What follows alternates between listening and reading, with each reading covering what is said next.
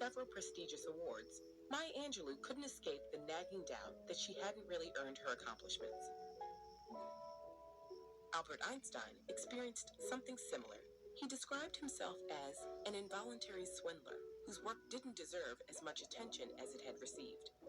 Accomplishments at the level of Angelou's or Einstein's are rare, but their feeling of fraudulence is extremely common.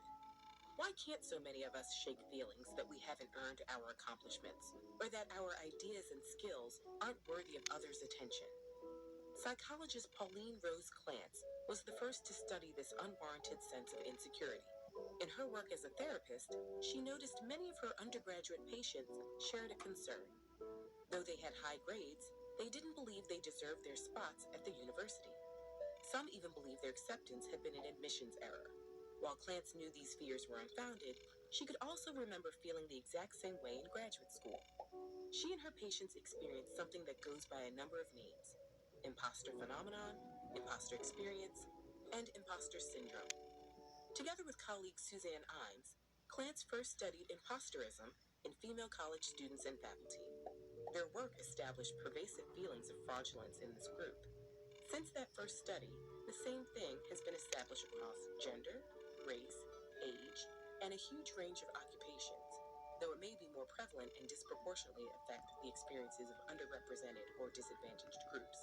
To call it a syndrome is to downplay how universal it is. It's not a disease or an abnormality, and it isn't necessarily tied to depression, anxiety, or self-esteem. Where do these feelings of fraudulence come from? People who are highly skilled or accomplished tend to think others are just as skilled. This can spiral into feelings that they don't deserve accolades and opportunities over other people. And as Angelou and Einstein experienced, there's often no threshold of accomplishment that puts these feelings to rest. Feelings of imposterism aren't restricted to highly skilled individuals either. Everyone is susceptible to a phenomenon known as pluralistic ignorance, where we each doubt ourselves privately, but believe we're alone in thinking that way, because no one else voices their doubts.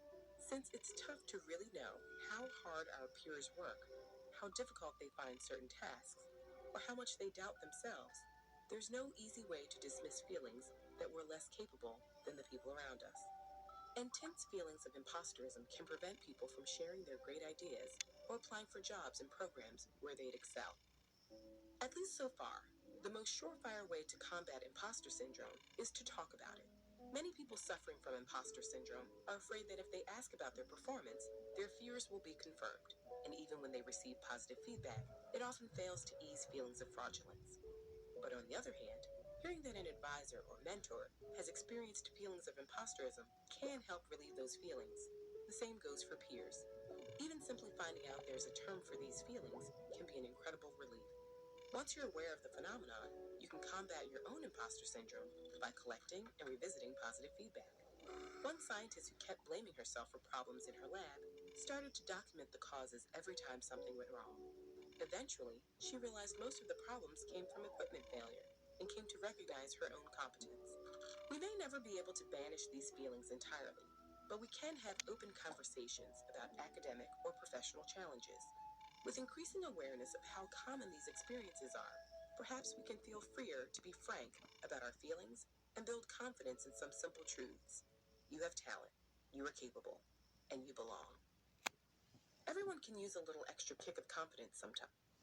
So sometimes you can lose, inspiration, what I'm saying, through Jay-Z, listening, when you're younger, watching Jordan playing basketball. Everybody patterns their moves, playing basketball after Allen Iverson, these things of this nature. That's a person that's not delusional. A person that's delusional starts to uh, actually actually look over the fact of that uh, we are accustomed to all buying, saying, okay, I'm the only one that can do this move. I'm the only one that can buy these sneakers. I'm the only one that can wear these Adidas. I'm the only one that can, I'm the first person that wore these Nikes. Like, are you serious? As far as I'm concerned, uh, Jay-Z said it. He said, anyone that has, he said he couldn't have female traits. Do you know what I'm saying? Like, as far as I'm concerned, you have to be able to, if you are an imposter, gang stalkers, person acting as though they may be something they're not. My one of my peoples I know played a game called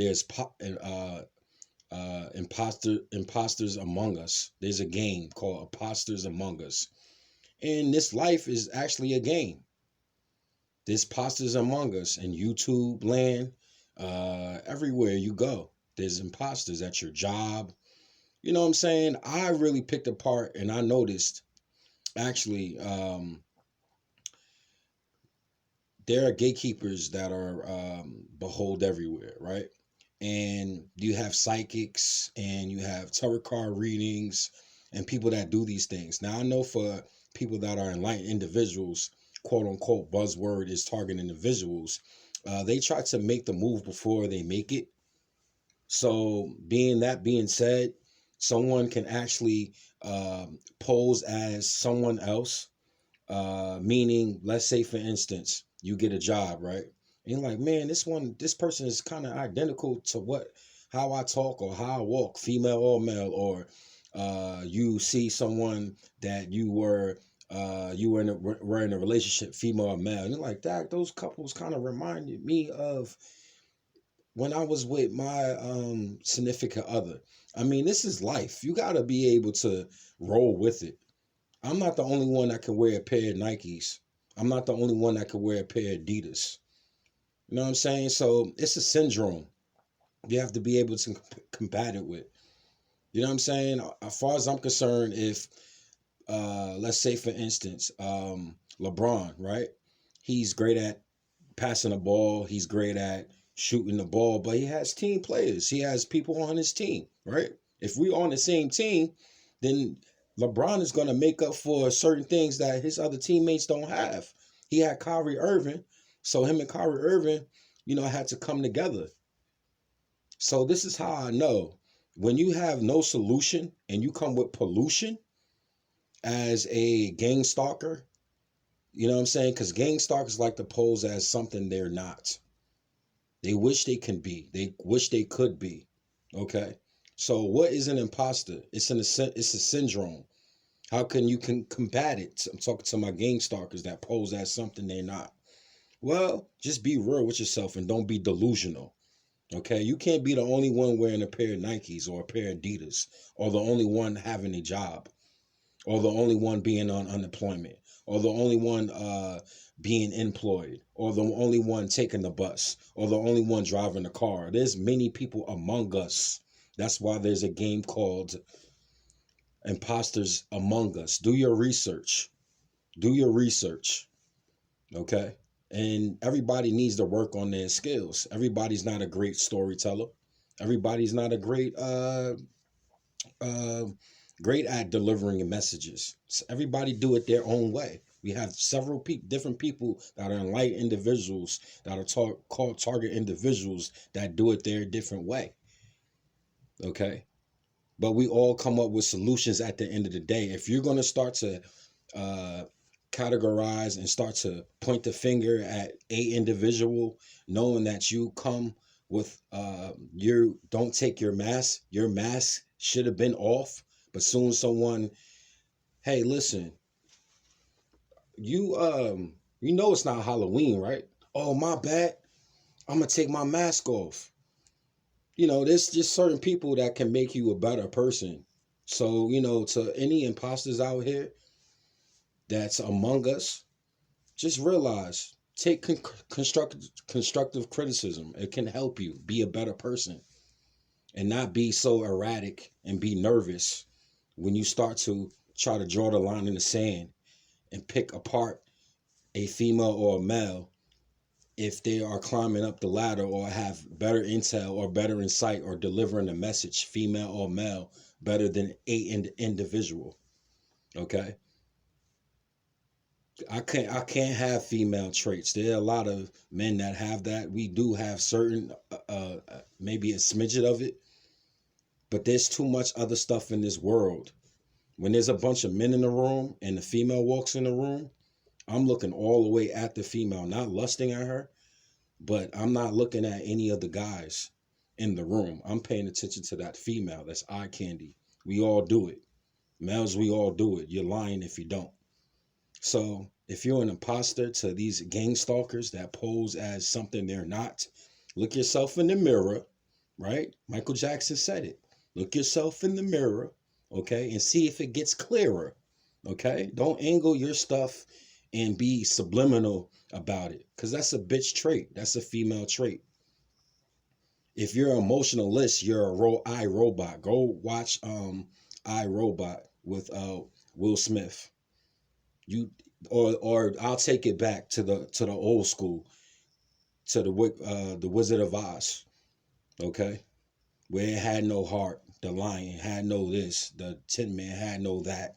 Some people just don't have that, and they just pose as something they're not, female or male. So these is just to the gang stalkers, okay? That and I apologize once again. Pardon me, not again, but I'll make a video whenever I want to. I had a couple of discussions with some other target individuals, and it was like, just keep up, whatever have you. But to make my point, relax, relax, concentrate on what you're doing. To anyone that's out there, you know what I'm saying, or whatever have you, enlightened individual, just concentrate on what you're doing.